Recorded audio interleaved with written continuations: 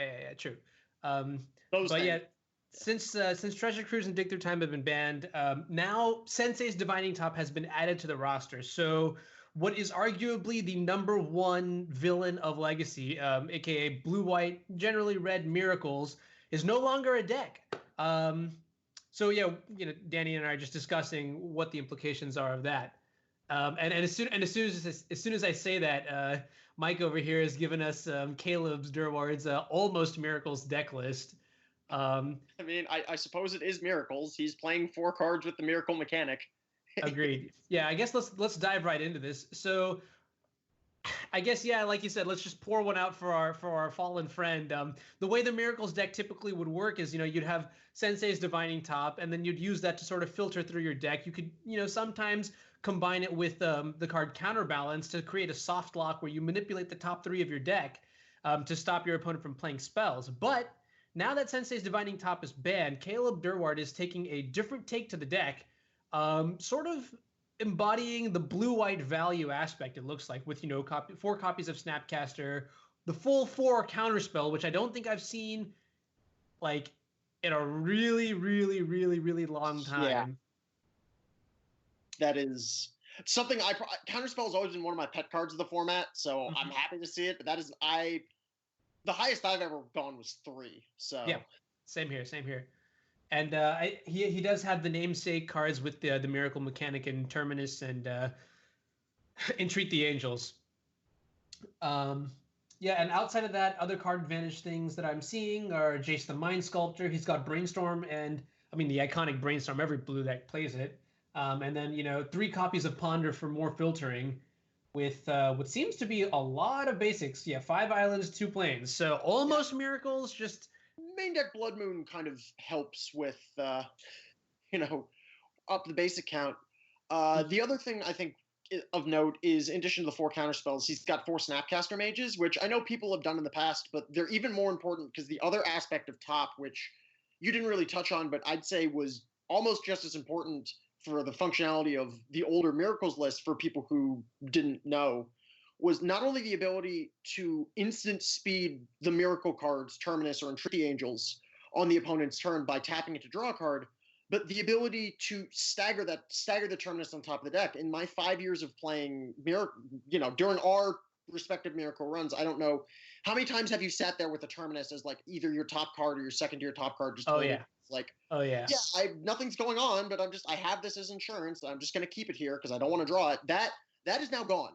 So he really needs to lean on Brainstorm effects, not only to trigger it at instant speed, but to try and salvage the right timing for his Miracle spells. Hence right, and speaking of, on the other side of the table, we have Tim Akpinar, a.k.a. Ziggy Stardust, playing what I also consider like a newcomer to the Legacy forefront, the 4-color check pile, as it's affectionately called. This is definitely a value-oriented deck that takes cards like, Baleful Strix and Snapcaster Mage to sort of just like draw more cards than your opponent. It's also got a bevy of, counterspells in actual counterspells, Spell Snare, Spell Pierce, and then, what is now, I think, going to be the most played card in all of Legacy, Deathrite Shaman. Yep. And actually, I see a couple spicy ones in Tim's main deck. Do you see the one that stands out the most? I mean, I think you're looking at Unearth, which thing I've played, but I like it.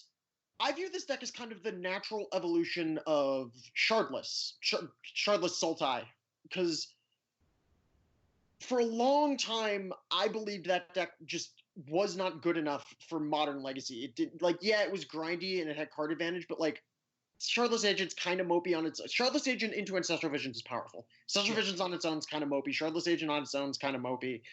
The cards aren't individually good, and in my opinion, I don't think it actually I long-standing belief. I didn't think it beat anything. I was just like, what does this actually beat? Because I didn't think it was favored against Miracles. Maybe Eldrazi because of Tarmogoyf.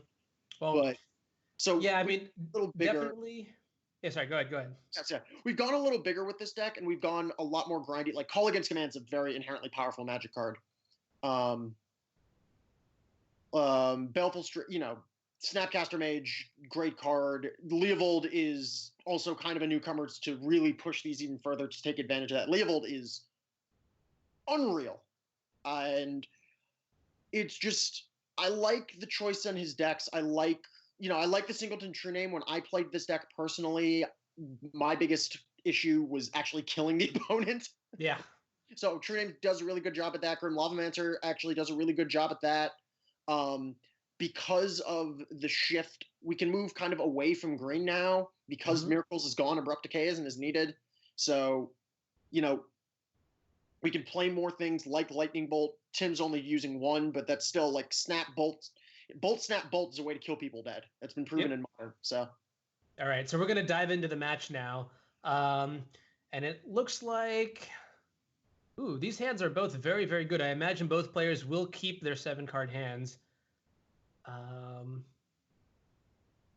Very interesting. Very, very interesting. So so real quick, Danny, I want to ask you a quick question. What do you think in this matchup? Who's going to get the first game? Will it be Tim with the check pile or Caleb with not quite Miracles? Okay, so I'm working under the old Miracle assumption here. This is because this is what I have to. This is the logic I have to be based on. Like at this point, from the check piles standpoint, there are 2 cards that, I guess 4 cards realistically, that Tim cares about in this matchup. Okay. The single copy of Entreat the Angels, and then the 3 Jace the Mind Sculptors. Right. That is it. If Tim can contain those, he wins. If he cannot, it's Caleb's. Okay. All right. That is under the old assumption, it was kind of dead theory at this point, but Miracles attacked the format on either Counterbalance Top, Terminus, or the Token Makers. And in this particular matchup, the Token Maker was the relevant element here. So even though the deck isn't quite Miracles, I still think that logic kind of applies. Gotcha. So Caleb is going to keep off his Ponder here. I think he has a Counterspell as his next draw, but also finding another Ponder off the first one is going to be very good. Just moving, towards infinity. That selection in the late game or even the mid and early game is going to be absolutely pivotal. And it looks like Tim's sitting on a very reactive draw-go sort of hand with his own copy of Counterspell, and then, Snapcaster Mage and Brainstorm. So if Tim so desired, he could fire off, maybe fire off the Brainstorm next turn while also holding up Counterspell, and then the turn after that start a little bit of that beatdown with Snapcaster Brainstorm. Yeah, definitely. I'm very much in the AJ Soccer school of casting Brainstorms, which is don't cast your Brainstorms. So I think if I were in Tim's seat here, I might, because we've got a little bit of leeway in the early game, I might have snapped back the Ponder just for value and to, like you said, to start putting a clock on. Right. But I can also see him trying to maybe sculpt the window to now land the Jace that he drew, because that card is, card is very good on both sides, especially now that Jace's Fate Seal is a lot more relevant with the lack of Senses Divining Top. Okay. Dokamoy asks a quick question. Which art of Counterspell do you like more? I actually played and this might be, I guess, a little bit of kind of a jerkish move, but I actually played the Jace vs. Chandra Counterspell. Ooh, okay. Because it had a similar art to Counterbalance, and I liked that just because my internal deck building OCD, liking everything to match, it made me happy. Okay, People will be like, who's trying to angle shoot by having the same cards look alike? And it's like, no, it literally, it makes me happy to have all similar art. And yeah, no, I definitely understand that. I mean, I'm personally a fan of just the OG Counterspell art. In fact, for most of my cards, I prefer the original artwork. Rest in peace, Sensei's Defining Top. But yeah, I don't know. I don't know. In terms of this artwork specifically, I gotta go with the Jace vs. Chandra too. Yeah. I will say, someone in chat. I'm probably butchering this. Junk Robert said another relevant card out of Caleb's list is Blood Moon, and yes, Blood Moon's a very powerful card. Tim has kind of played around it already with the basic island. Yep. And I'm a little less fond of Blood Moon in in decks with Deathrite, just because it's a little easy to play around. It's not quite as, in my opinion, it's more potent than it would be against like Deathrite Shaman aggro decks, which can go way under. Mm-hmm. But going over, this deck Blood Moon can go over, and you terminus away the Deathrites, you can get him. But Tim has the basic island, and so he's kind of played around that. Right, and looking at how the game has progressed so far, both players have been sort of cantripping a little bit. It seems that Caleb has found his first copy of Jace the Mind Sculptor off of Ponder. Don't know if he shuffled or not, but looking at Tim's hand is extraordinary right now. He's found multiple copies of Force of Will and a Jace the Mind Sculptor of his own. So should he choose to go aggressive, maybe if he finds a land off this brainstorm, he can actually try to force through his Jace the Mind Sculptor, because the Jace on the check pile side, from my experience, is just extremely difficult to beat once it untaps, because you just have oodles and oodles of counter magic and creature removal to protect it. Agree 100%. I was actually, as soon as I saw the second force off the top, I was going to wonder whether or not Tim was going to pick a fight like that turn.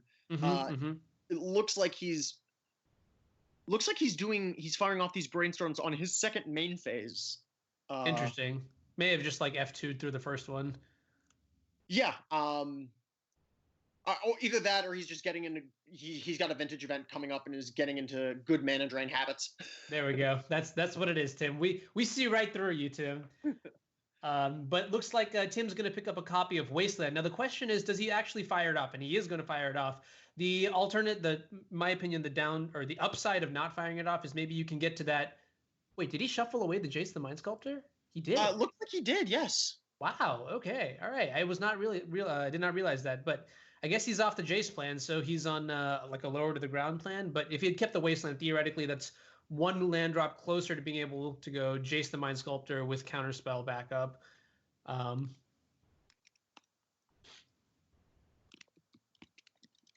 Yeah, I agree with you. That's not something I would have expected. Maybe he cast a second brainstorm and hid the Jace on top to protect it from Vendilion Click. There you go. Yep. All right, so now he's going to deploy the Deathrite Shaman, which I think is far better than actually having a real land drop, just because Deathrite Shaman can do so much more than just generate mana. But it seems like Caleb is going to immediately Swords to Plowshares it, get that 1 mana Planeswalker off the table. Yep. This way, it makes it harder for... Tim actually now has almost, in a way, 2 Haymaker plays here between Jace and Leovold with, enough backup. So at this point, kind of what it comes down to is we're in a control battle that is really reliant on who has more mana. Right. And oh my, it looks like this is an aggressive counterspell, but given the way Caleb's deck is designed, I am not surprised that he actually chooses to counterspell this value Snapcaster Mage. Yeah, 100%. It makes the call against command even, more insane, yeah. Yeah.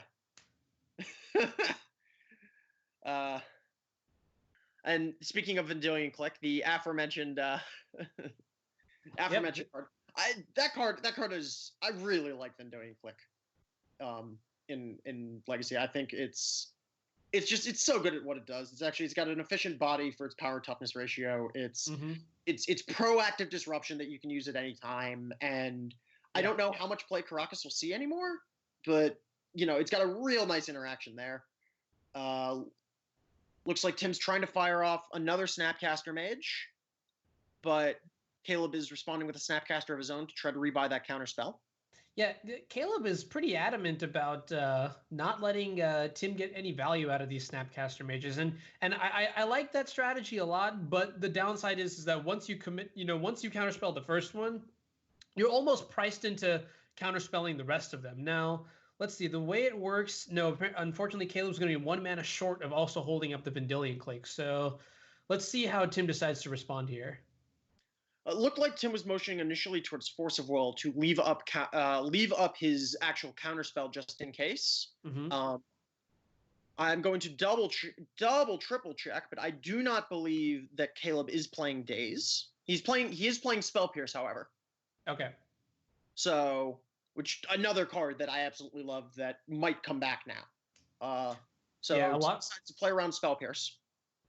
Yeah, and I like that. That's heads up. You don't really care too much if the brainstorm gets spell pierced because you're already getting value out of it. Now, what's interesting is that Tim decides to pitch Jace the Mind Sculptor to the Force of Will and not the Leovold. Do you agree with that play? Would you have done the same? I don't know. They're both in a way, yes, because in this instance, you can go Leovold with counterspell backup on if I think it depends on how much Tim wants to commit to playing around Spell Pierce. Mm-hmm. Leovold is not a Spell Pierceable magic card. Right. So if we are assuming that we're locked into playing around Spell Pierce by casting Force of Will, then I think you want to, in terms of the better threats, Leovold with protection, with counterspell, if assuming Tim hit the 5th land on the Snapcaster, means that he's allowed to run it out there and not be too afraid. Okay. Vendilion Click, however, is, would have potentially stopped it in its tracks, but here's now the counterspell that Tim saved. Right. And so Joe Orsman asks in the chat, why Force of Will at all? And while I personally probably also would not Force of Will Caleb's Snapcaster Mage there, I definitely see the argument where you want to just start churning through your deck and sort of lock out your opponent. Now, the sad part is this Leovold is probably not going to be long for this battlefield. Caleb's hand is actually just so good right now with, given the situation. I mean, Kolaghan's Command he knows about, so he can definitely play around it. If he exiles the Leovold, he can go ahead and cast the Ponder. I assume that's what he's going to do. If he finds a counterspell off this Ponder, remember he's got 4 in his 60, then he's going to be in a very, very, very good position. Yeah, and looks like that's what he found too. Yeah. So we've got Jace and counterspell versus Kolaghan's Command and Brainstorm. Double Kolaghan's Command. Okay. Ooh, okay. So because something that Caleb, the playing around the Snapcaster Mage and aggressively countering it that Caleb has done is that he actually put a Snapcaster into Tim's graveyard to rebuy. Right. Which normally is not... Normally against blue-white with Swords to Plowshares, Council's Judgment, and Terminus, the graveyard is not where these creatures end up, so Kolaghan's Command gets a little bit of value there. Right. He's also going to be, I'd say, priced into counterspelling this Painful Truths. 100%, yeah. But this is the disgusting part about the check pile is that using Kolaghan's Command, you can buy back your Snapcaster Mage, which can then, again, buy back, the Painful Truths. So it really is on Caleb to find another way to stop this Kolaghan's Command loop. Otherwise, even with an active Jace, things could go awry. All right, so Caleb immediately Fate Seals to play around the Lightning Bolt in Tim's deck. Smart. Mm-hmm. Unfortunately, it does leave him pretty vulnerable to Kolaghan's Command if Tim decides to fire it off. And that's what it looks like he's going to do. Okay. If I were in Tim's spot, I think I would go discard. Yeah. And I think Caleb not playing the island for his turn, that's a heads up play, because I'm pretty sure if, Tim sees that Caleb has 1 card in hand, wow, that's like the juiciest target for this Kolaghan's Command. But guess what? It's just an island. I already have 6 lands, so I don't really care if you discard it. Now your, Kolaghan's Command is effectively a 1-for-1. I mean, outside of the fact that it's buying back a Snapcaster, but I really, really do enjoy that, he did not actually just play the island, saved 2 points on the Jace. Yep. Yeah, agree. And now, actually, because of the ability for Caleb to alt cast his Force of Will by paying 5 mana. I like that. I like that description. Snapcaster Mage. And finding not only 1, but 2 fetches in this case to reshuffle, it seems like Caleb might be starting to turn the corner and pull ahead. Yeah, no, absolutely. Ooh, but that's a big draw for Tim. Big draw from Tim. Yeah, Tim's deck has so much action in it. It's crazy. Like every single card that we've seen him draw, like Brainstorm into Kolaghan's Command, Wasteland, and Painful Truths, like all these Snapcasters, all these Jaces, like it's absurd how much actual power Tim's deck has. Looks like Tim is deciding to sit, though? Yeah. Oh no, second main phase Snapcaster. So there we go. Get into that habit. Good mana drain habits. And yep, here's the Hardcast Force, and now that is, however, just enough mana to run out of Jace. So looking at Caleb's 60 main deck 60, I think Council's Judgment might be the only way to actually get rid of the Jace from the board, but he's already used it, so he's going to have to find another Snapcaster mage to take care of the Jace. Yeah, Council's Judgment or a sufficiently... I mean, he's got some creatures. Vendilion Click is not a slouch. If he can find the Entreat and hit it like this, he has a window to Entreat for a very large amount here. Okay? Tim is hellbent, and if he had found it this turn, he would have made 5 Angels without much consequence. Obviously, the Angels would just probably go at Tim's face, but... if Caleb is afraid of, because Tim would probably bounce an Angel with the Jace, and then, Caleb was afraid of, removal spell, Snapcaster removal spell, where it wouldn't be lethal since Tim is still at, the full 20 thanks to not really having a lot of fetch lands and a few timely Swords to Plowshares from Caleb. I could see that there'd be a hedge for the Entreats to get the Angels off the board.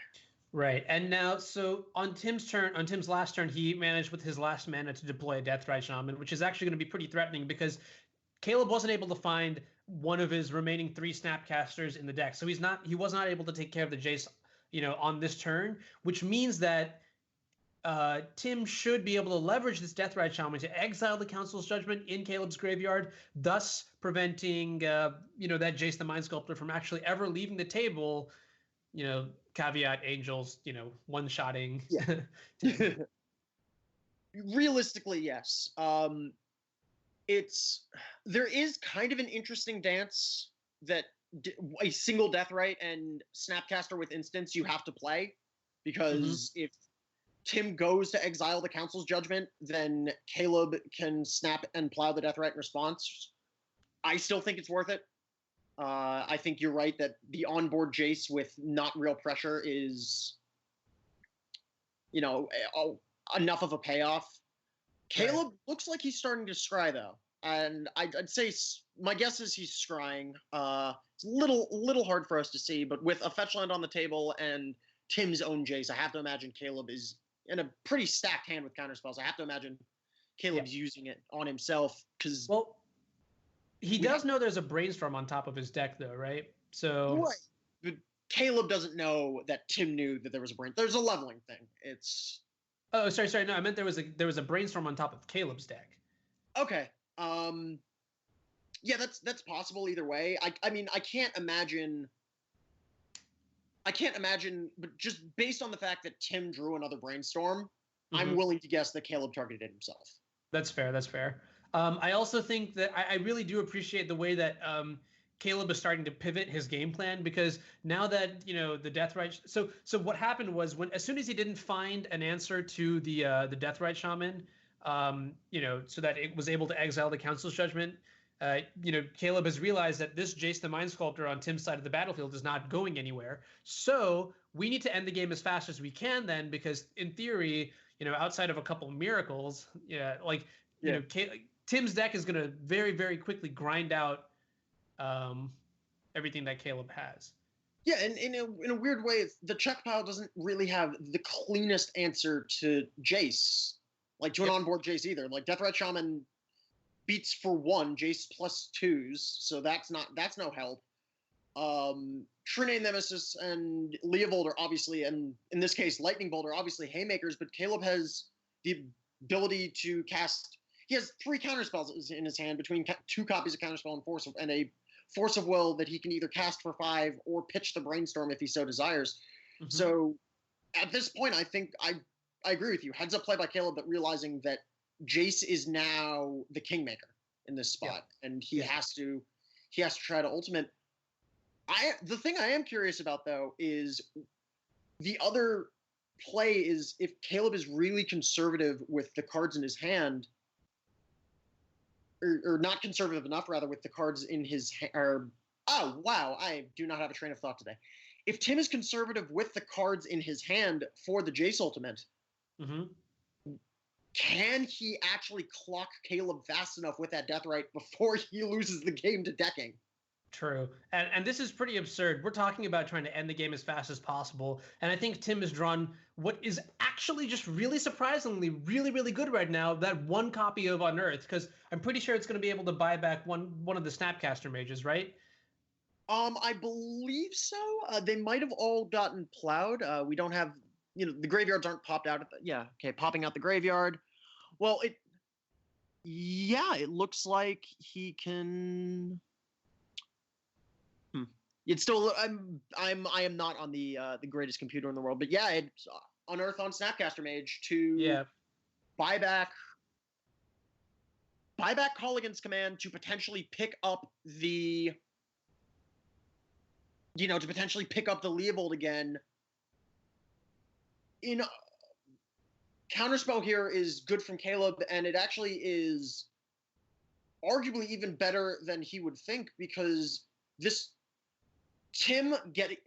if Caleb lets this go, if he decides the fight is not worth it, Tim only can get a 1-mana spell. Brainstorm's obviously very powerful, but he won't get to go crazy with because he had to pay full retail for Force. He's not going to be able to go crazy and tap out and get the Call Against command and do all this stuff that we were just talking about. Right. No, for sure. And now in this situation, if you're in Tim's position, first of all, if you're in Caleb's position, how aggressive do you want to get? Do you want a Force of Will to stop this Unearth from happening? Or do you want to just let it go, knowing that Snapcaster Mage is going to come back into play, and it's either going to Brainstorm or Lightning Bolt, presumably the Jace? Arguably, Tim could also ponder. If it decides on how I think he wants to play his game plan going forward. If he's still on, I want to ride this Jace to ultimate, and this is how I'm going to win the game, you have to fight here, because Snapcaster Mage will keep Jace from ultimating. The downside to doing that is we're now on a essentially empty board. We've got Jace versus Jace Deathrite. Jace is at 8, so he will have 4 turns or so to... he's got 3 turns before it can actually fire off the ultimate. In that time, Tim gets to Brainstorm 3 times with his own Jace, plus any potential other card advantage spells, plus all of this stuff, because Caleb would be priced into scrying on himself once per turn. And sorry, Scooter is mentioning something in the chat. Actually, if Snapcaster comes into play, it could also target the Unearth and get back Leovold. I believe Unearth is 2 or less. I'm not. No, it's 3 or less. Yeah, it's 3 or less. Yeah. Yeah, it's very, very good. And this is pretty tragic because this is the prime position for... So Caleb is going to, cast Brainstorm in response to the opposing Force of Will, and he finds a copy of Spell Pierce.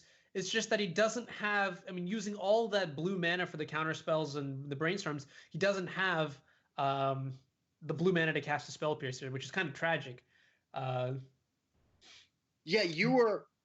You are correct. Unearth is 3 or less, and Scooter's line of being able to flashback Unearth to bring back Leovold would have been the play. And in that case, yes, Caleb absolutely had to fight there. It would have gone very wrong very fast. And that my fault for not knowing what cards do.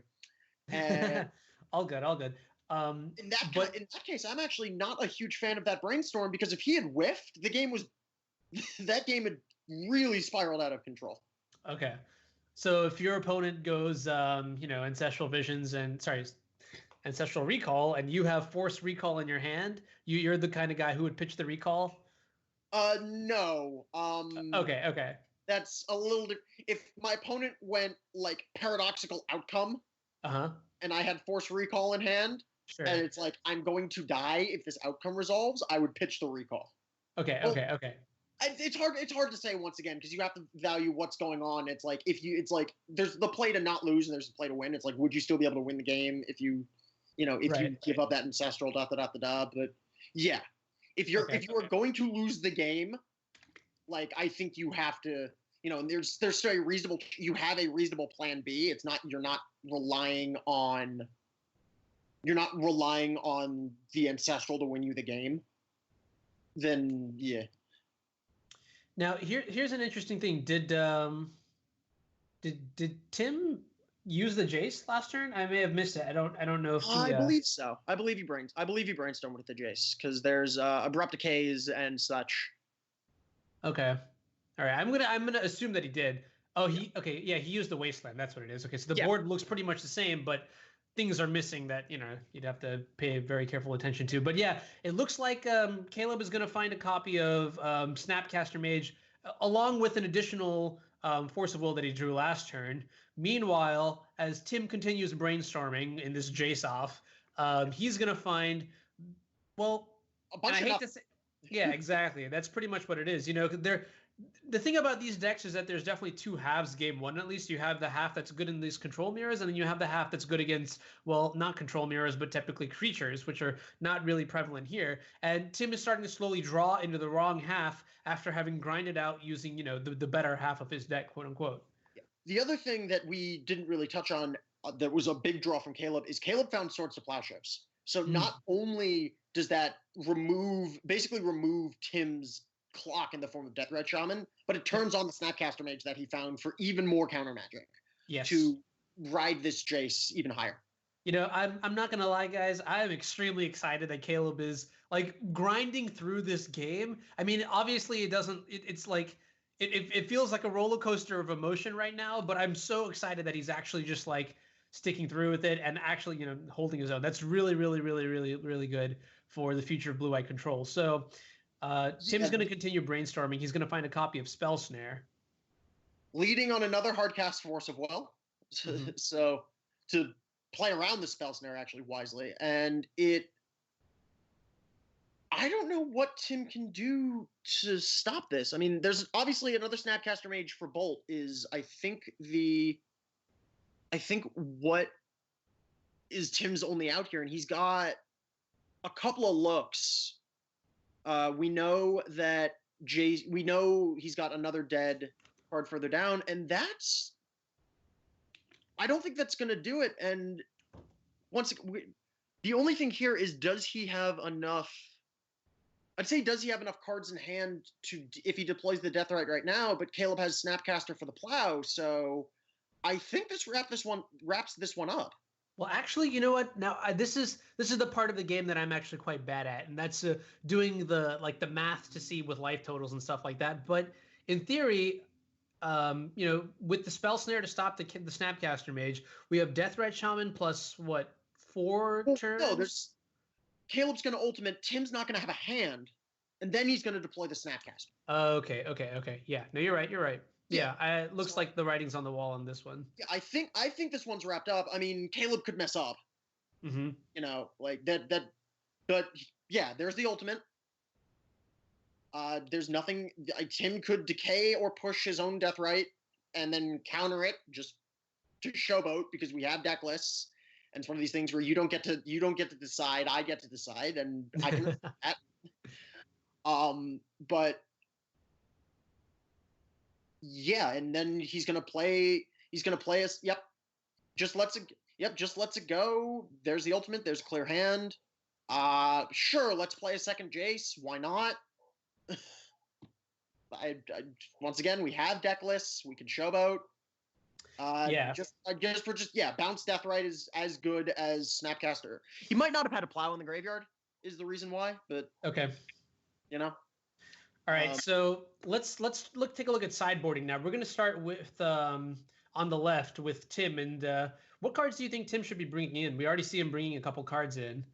Okay, on this board, I like Pyroblast and Red Elemental Blast because obviously, I like Vendilion Click as a evasive, both a disruptive and an evasive threat, especially because if you have Vendilion Click plus Leovold, that's just choice. I could see Thoughtseize for trying to create a hole, for trying to punch a hole, and literally just to kind of not have to worry about some of the removal in his deck. I don't think even though Caleb has Mentor on the board, I'm not a huge fan of Fatal Push here. I agree with him. I'm not a fan of Grim Lavamancer. Yep.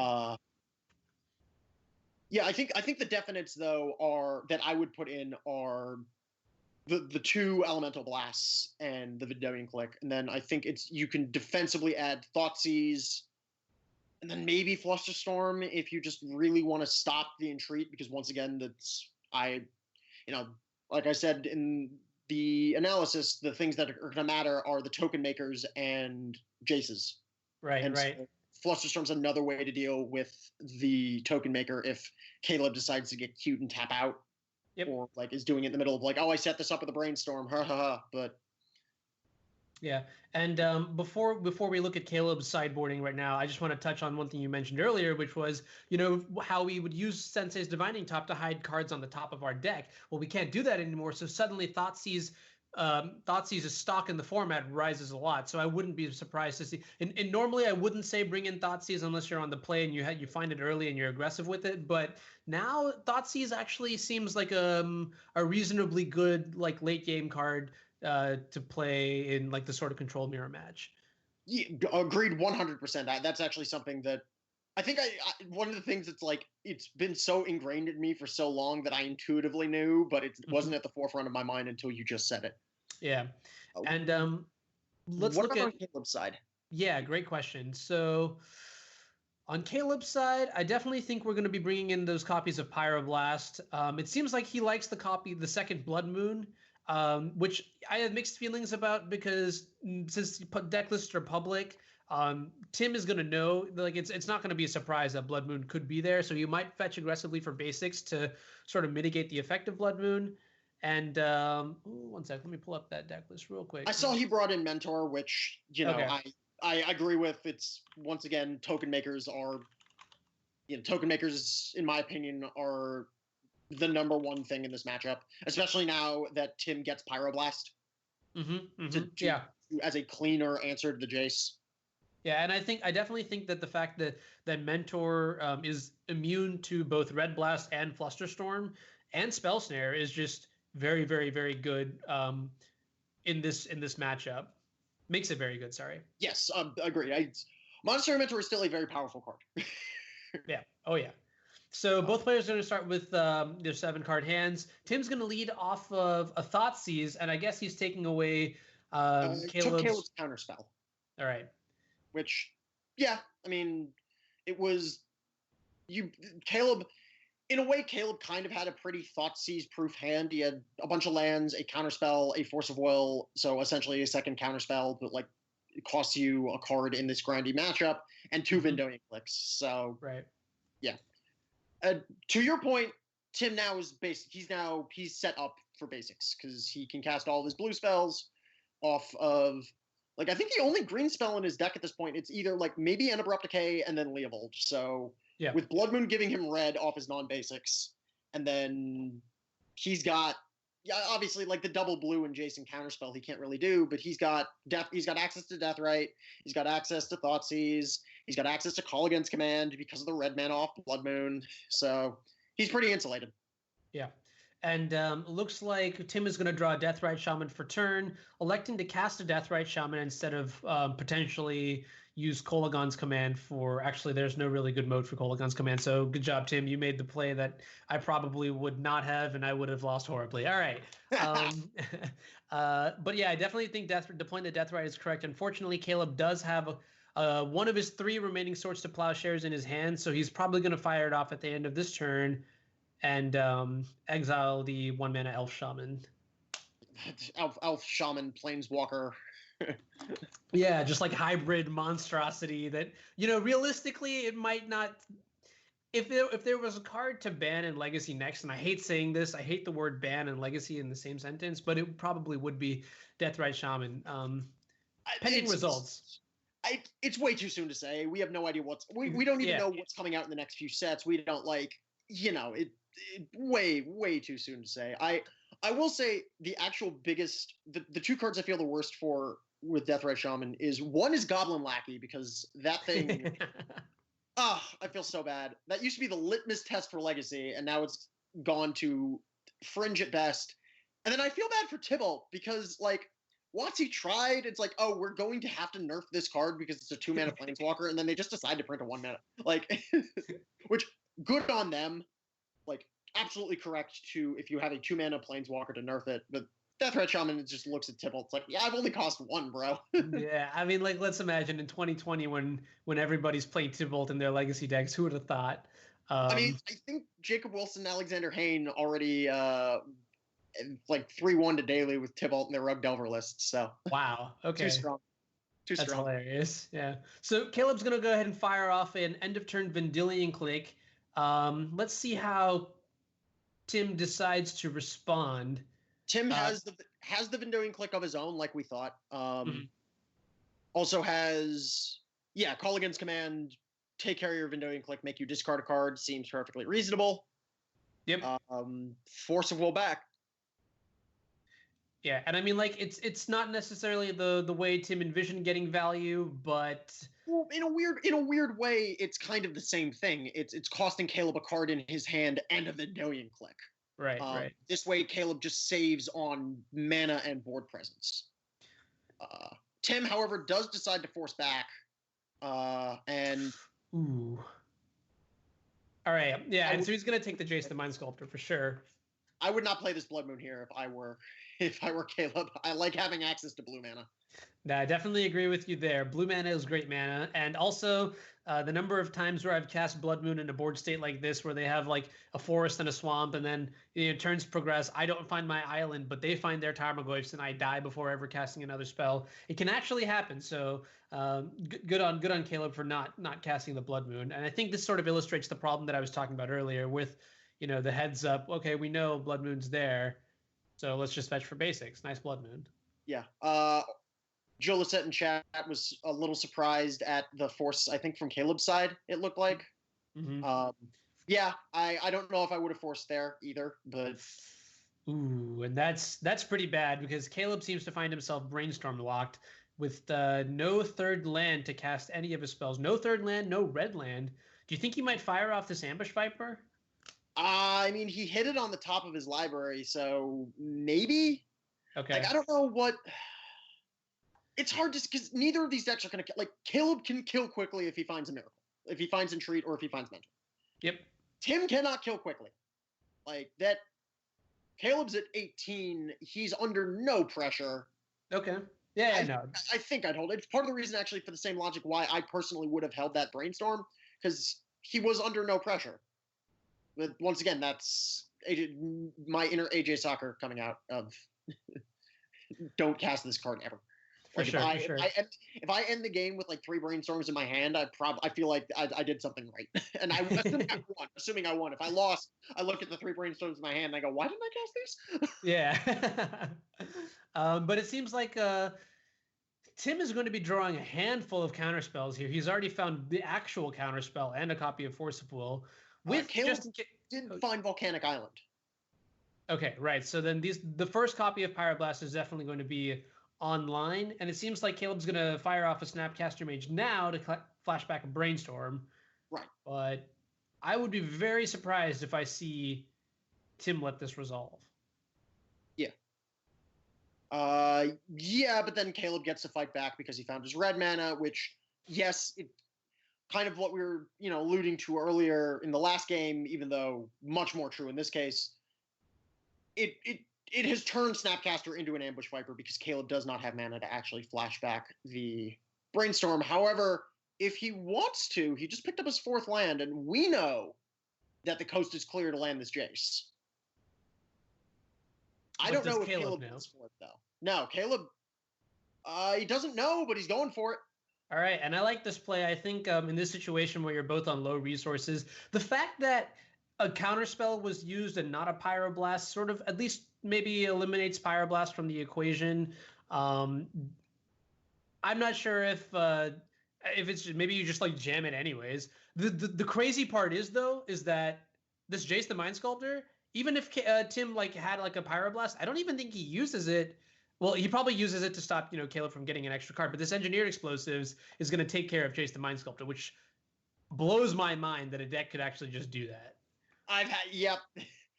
Yeah, that is a perk to playing 4 colors, is you get the EE Jaces and sneak attacks off the board.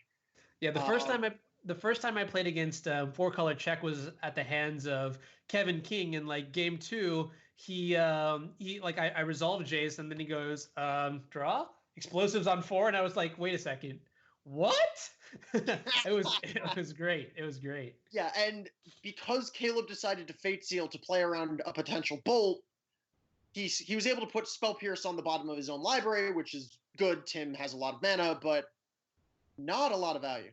And I don't know if you guys saw that, but I like how Caleb right-clicked and hovered over concede game real quick because that's a tilter. Oh, okay. Sorry. Well, that's funny. Classy. Yeah. All right. So step. So Caleb does get to dig. Yeah. Finds Flusterstorm Force Flooded Strand. All right. I'm not really happy about this. I think this is a pretty straightforward shuffle. You could probably take the the Flooded Strand, and then use that to shuffle the deck, but I don't think there's any way you keep the Flusterstorm. And the Force of Will looks kind of silly, given that keep on top. Ooh, that's a pretty nice graphic. All right. Thanks, Mike. But yeah, I think you definitely want to be able to fetch more basics too, so that you can do what Caleb is doing and deploy this Blood Moon. Now, the question is, do you force back? I don't think so. Once again, it's weird. Tim is pretty well insulated. At this point, I think the most obnoxious thing about that Blood Moon on Caleb's side is if he found a fetch for Brainstorm to dig for action, he can't unlock himself. Right. Yeah. And I mean, the thing we need to understand about this Czech pile deck is that it is fundamentally a blue-black control deck, right? Which is why, Tim has decided to have these sort of this specific color of basic in his deck. We can already see that his deck is entirely operational off of, blue-black. He can cast True Name. He can cast, I guess the only spell he can't cast right now is Abrupt Decay and Leovold. Abrupt Decay and Leovold. Yeah, but the point that I'm trying to get at is that the core is blue-black. Blood Moon makes everything red, so that red splash that Tim has, not a problem. I can still cast all my spells. So... Yeah, 100% agree. The thing he can't do is he can't cast Leovold, and he can't shuffle after this Brainstorm. Right. So I kind of feel like this Blood Moon is actually doing Caleb more harm than it is good, but if he had the Blood Moon in play earlier, obviously this is circumstantial, that engineered explosives wouldn't have been able to kill the Jace. So it's like a tit for tat, you can run arguments however you want. Yeah, and it does, it's, as Mike points out in chat, Tim can eventually get green if he finds a Deathrite Shaman, which he can cast off his basic swamp. So that's, I think we alluded to this earlier, that compared to a lot of other, 4-color decks, in the past I played Deathblade and I was just I played no basics and I shrugged and I was like, you know what? If I lose the Blood Moon, I lose the Blood Moon. Yeah. Oh yeah. No. Some Tim insulated himself pretty well.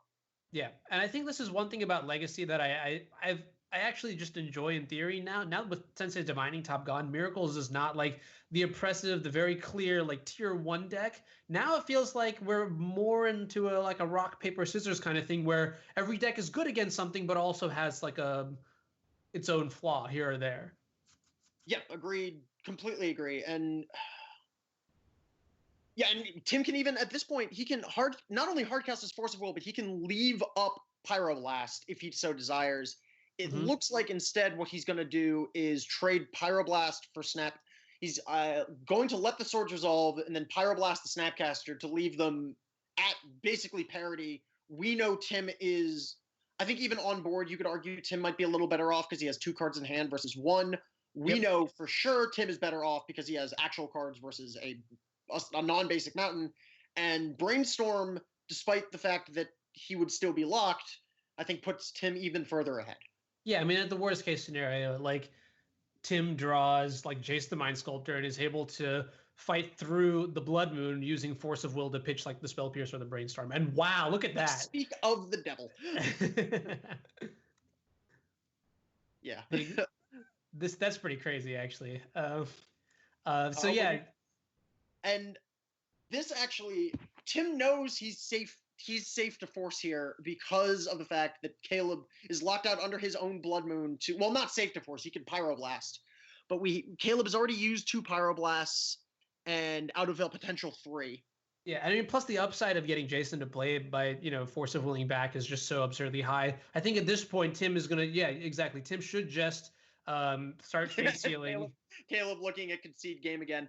And Caleb's Blood Moon, once again, shutting off fetch is proving to be relevant here too, as Caleb can no longer use any of his fetches to clear the top of his library off a Fate Seal.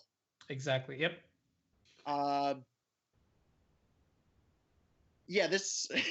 Dokomoy in chat. This game A, over, or B, extremely over? I'd say this game's over. I mean, Caleb is being fate sealed by a Jace. He's priced out. He cannot cast Entreat, even if he finds it. He can cast Mentor.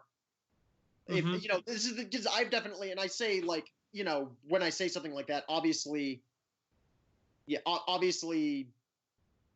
like, Tim, if he saw the Entreat, would fate seal it, but it could be like, oh, there's a Mentor, and then draw Entreat. I've had that happen where I was playing against Sneak, and I knew from a Vendilion Click, he had a Sneak attack in play. He did not have any monsters. I saw a Gristlebrand. I put the Gristlebrand on bottom. My opponent drew for turn. He went, pay 1 red mana, Gristlebrand, and I was like, yeah, happens. Nothing wrong. Good beats. That's legacy. Yeah. I mean, just looks like another land on top. Yeah.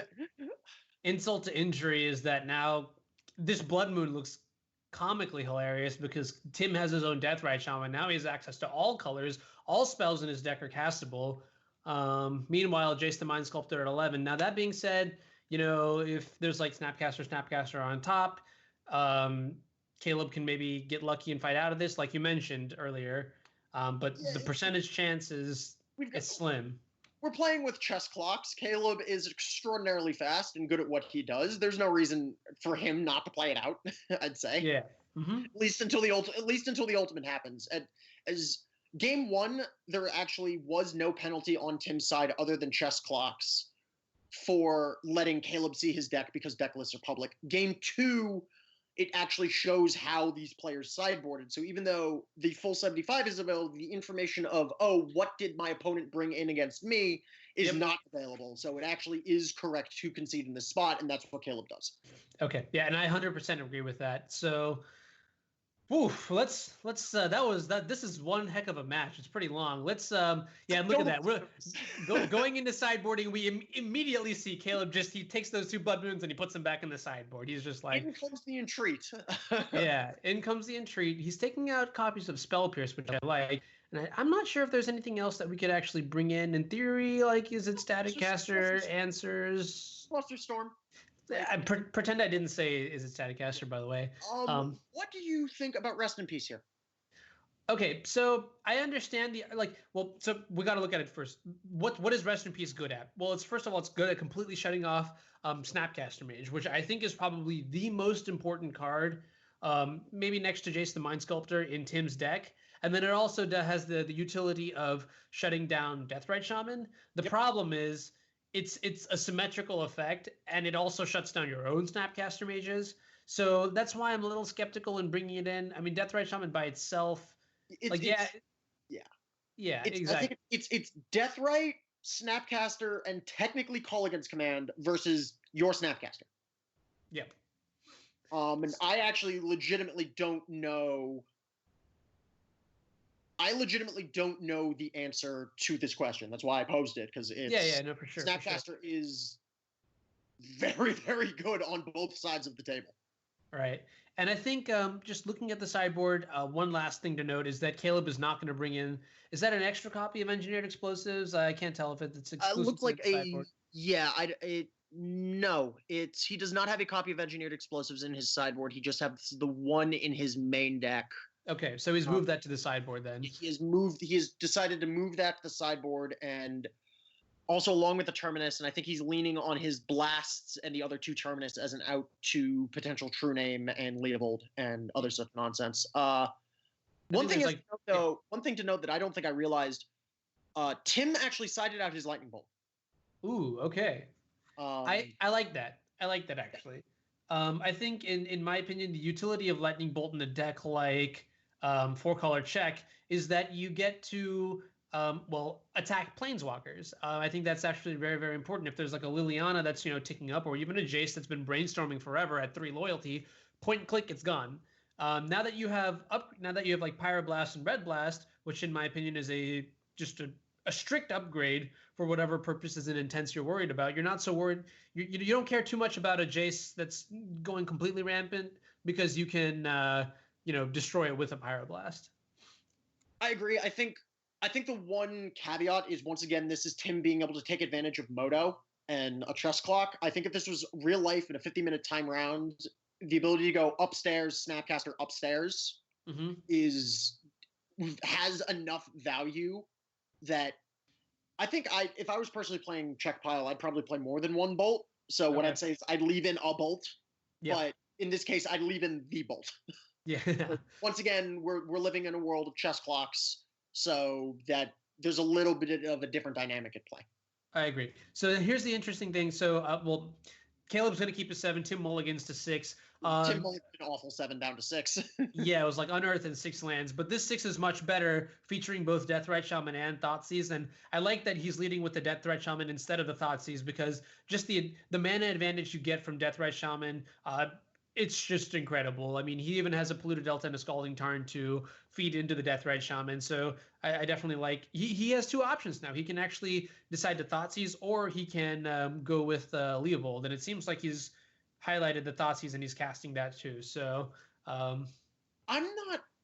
understand why he's doing it to use his mana.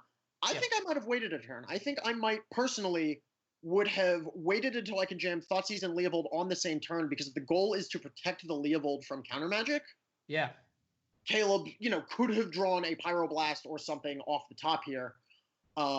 It does. The Thoughtseize did eat a piece of counter magic, so it actually worked out the way he wanted it to. Essentially would have probably done the same thing. Right. But I think there is an argument.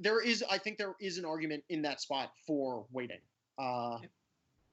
The upside is Tim still has a copy of Snapcaster Mage in his deck, so if he really feels that Caleb is hiding something really, really sweet, he can cast the Snapcaster Mage and flash the Thoughtseize back. It seems like he's moving to a second main. All right, okay, now he's going to pass the turn. And Caleb's passing back despite the ability to Vendilion Click. So I guess what he's thinking is there isn't anything of circumstance or real relevance that he'd want to take. Yeah, I mean, one thing that might be going through both of these players' minds is, the fear of Red Blast, the fear of, maybe less so for Caleb, but if Tim, decides to deploy Snapcaster or Leovold and is punished by a counterspell, Caleb basically has, the go-ahead to resolve whatever big spell of his own. And at the very least, by not tapping out, you force Caleb to respect that you have something. Yeah. I'm apparently being called a pajama. I don't know what a pajama hugger is. I want to look at a screen, but I can't. That is my fiance in the background.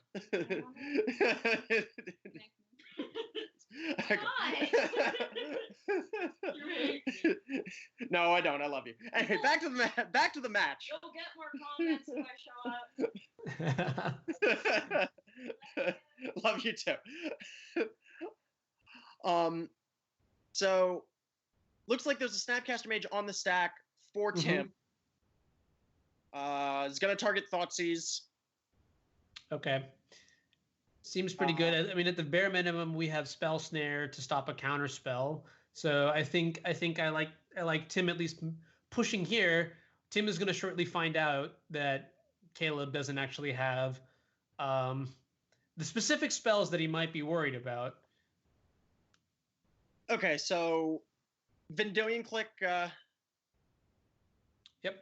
In response to the Thoughtseize. And actually, I really like casting the Vendilion Click in response to the Thoughtseize for one reason in particular, and that has to do with how Caleb played his last turn by not flashing in the Vendilion Click. I mean, obviously, because I think he's a little bit priced into playing the Vendilion Click because, Tim might just take the card and then there's a lot of value lost there. But also he has the Flusterstorm backup. So should Tim actually have like a Red Blast or a Counterspell, Flusterstorm could nab both the Counterspell and the Thoughtseize. That like small potential upside, yeah. I've been informed that that Russo Jiu-Jitsu with a gi is pajama hugging. Yes, I am a pajama hugger in that case. I confirm that I do practice, despite not having done it in a few years because of my knee. Jarvis does, Jarvis, gold level pro Jarvis U, very accurately reading the Vendilion Click plus Flusterstorm. Yeah, Team Mastrop, East-West Bowl, Gold Pro competitor, Legacy, what is it, Seattle? Legacy Seattle, Grand Tacoma. Prix champion. Yep, yeah, Legacy Grand Prix Seattle, Tacoma champion, Jarvis U, in the chat. Hi, Jarvis. Yeah. Like Legacy Premier League member and playoff competitor. True. He and I are going to be doing some commentary in match 4, I believe. Ooh, yeah, but back to the match. I do enjoy this Flusterstorm here for a couple of reasons. First of all, I think it's the weakest card in Caleb's hand. Second of all, and to explain that, I think it's one of the weakest cards in Caleb's hand. The weakest card, because Tim's already got 1, 2, 3, 4, 5 mana available. He could also play lands. We've seen Tim aggressively play land drops in game 1 and 2, having upwards of 7, 8, or 9. And you have to get some value out of the Flusterstorm at some point in time. So why not do it, in response to this Thoughtseize, as opposed to losing a spell that actually does something very, very good, like Council's Judgment or Snapcaster Mage. Agree. What do you think about Tim's approach of consistently trying to make his land drops? Because there's an argument for this as a control mirror, you want lands, but there's also an argument for Brainstorm. I want to put that side cards. Yeah.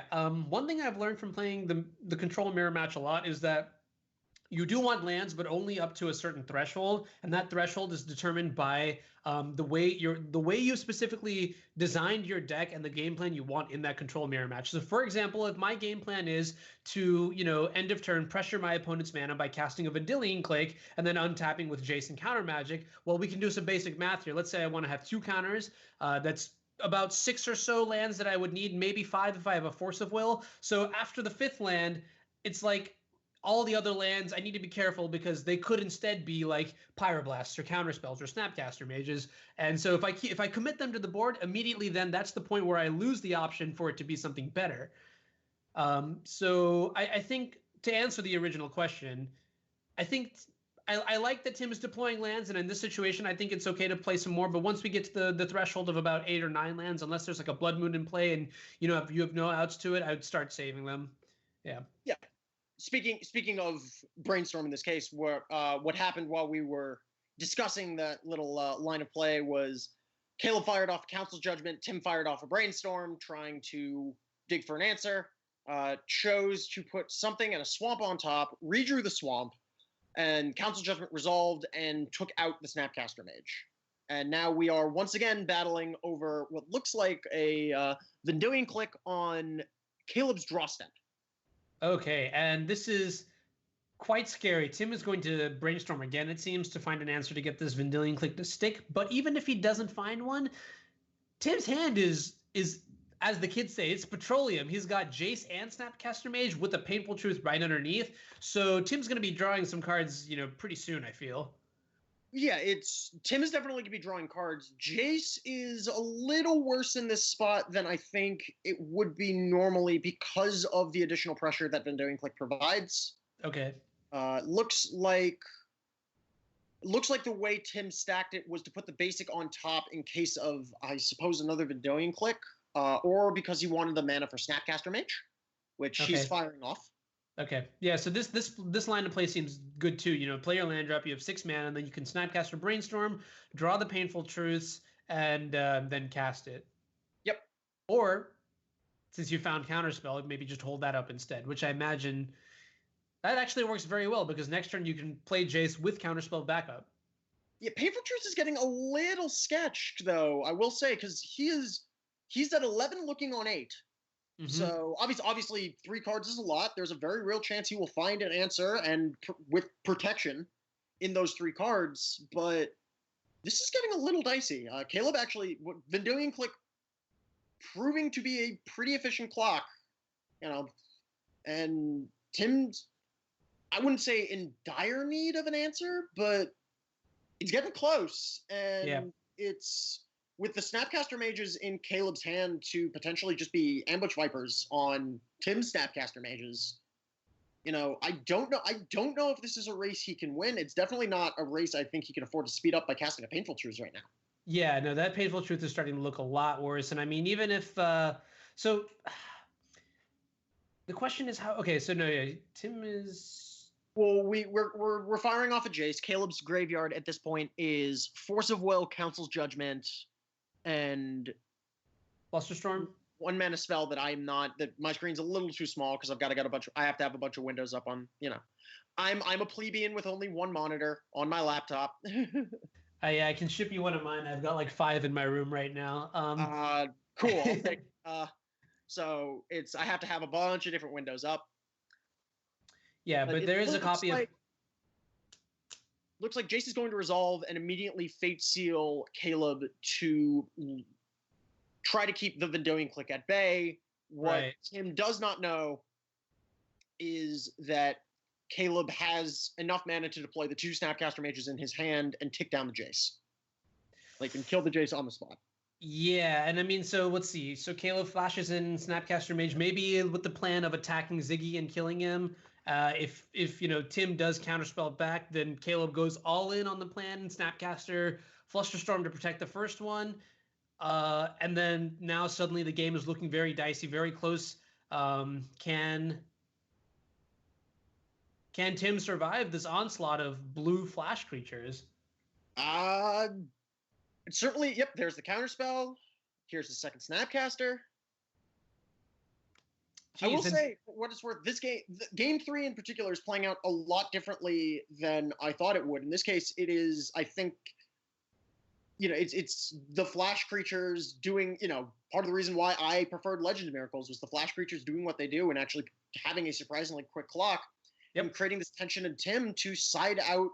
He likely sided out his fatal pushes. He sided out a good chunk of his removal, and it's kind of coming back to bite him in this case. There's a significant amount of pressure, and I don't know if Tim has the actual physical pieces of cardboard left in his library to deal with this. Yeah, I mean, this is tricky because we know for a fact that he's drawing into a copy of Painful Truths, which if Caleb attacks Tim down to 1, I mean, he can't even cast it. If Caleb decides to kill Jace and put Tim down to 6, then maybe he goes, all in on the draw spells. But basically the point is that Tim is drawing not so hot. And Jace bouncing the Vendilion Click is not very good because, Caleb just recasts it.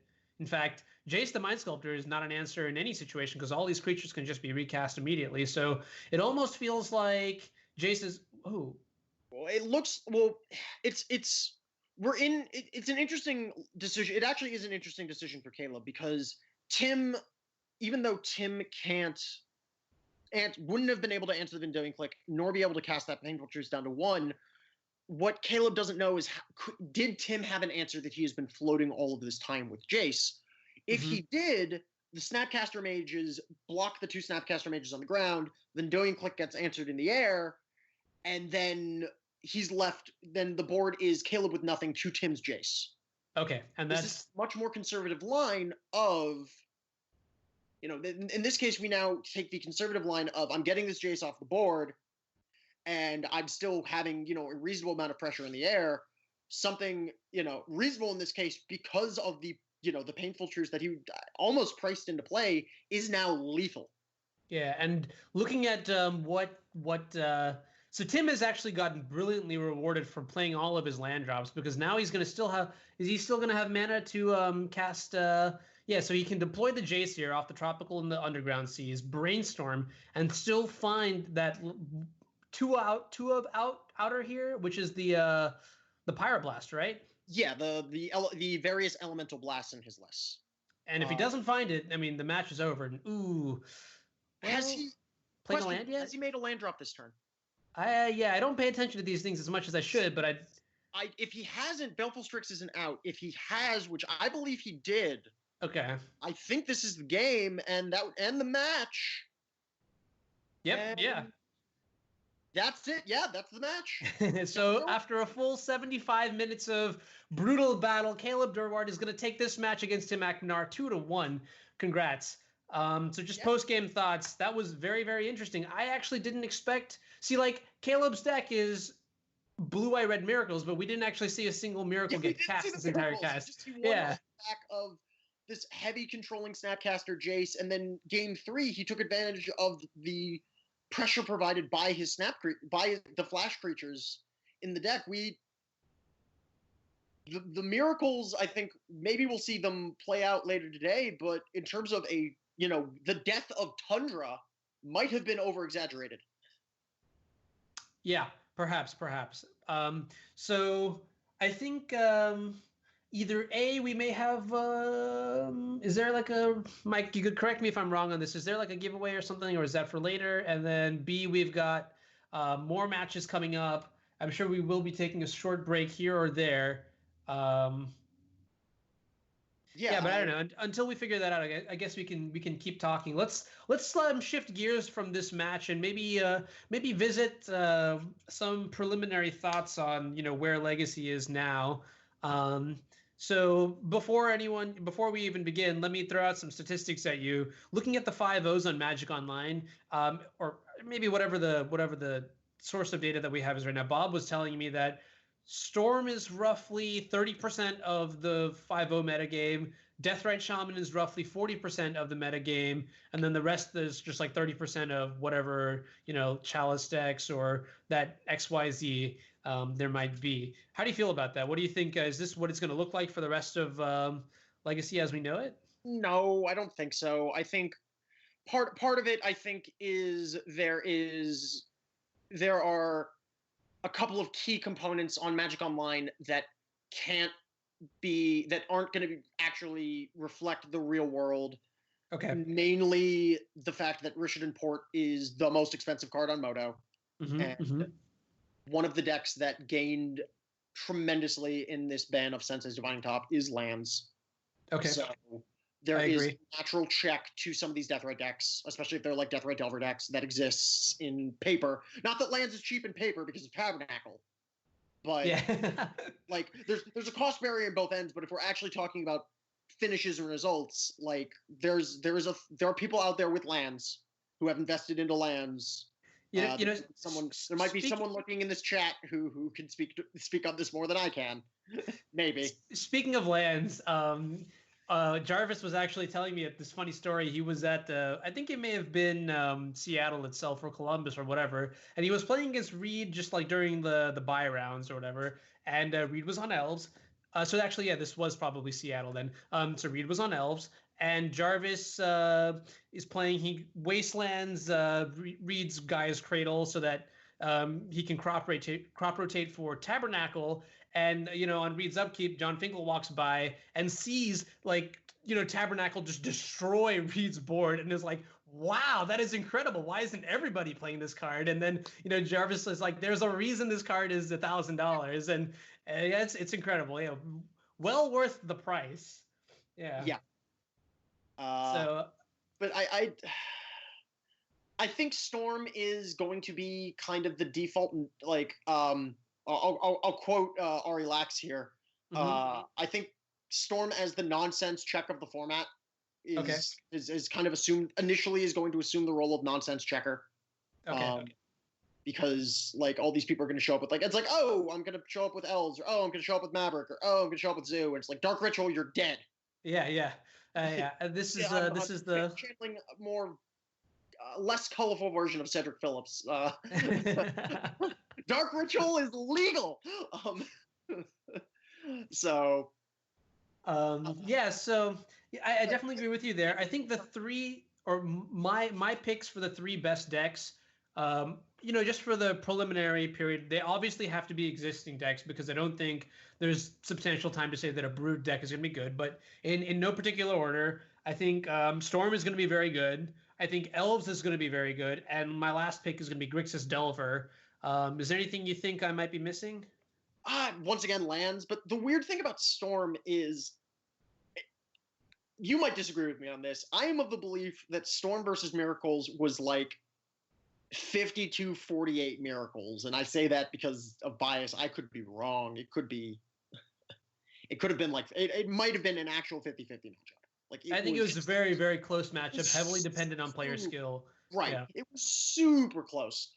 But so the reason Storm disappeared isn't because of Miracles, because that's like it was. I'm not saying it was a great matchup. You didn't prey on it, but it wasn't. I wouldn't go so far as to call it a bad matchup. I think the reason Storm disappeared was because of Chalice.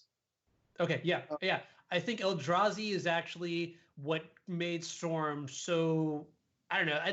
Most Storm players that I've spoken with were not happy to, open up 7 cards of like Dark Ritual and Lotus Petal, and then have their opponent go like turn 1 Chalice on 0, turn 2, or like post board game, turn 1 Chalice on 0, turn 2 Chalice on 1. Nice game of Magic the Gathering.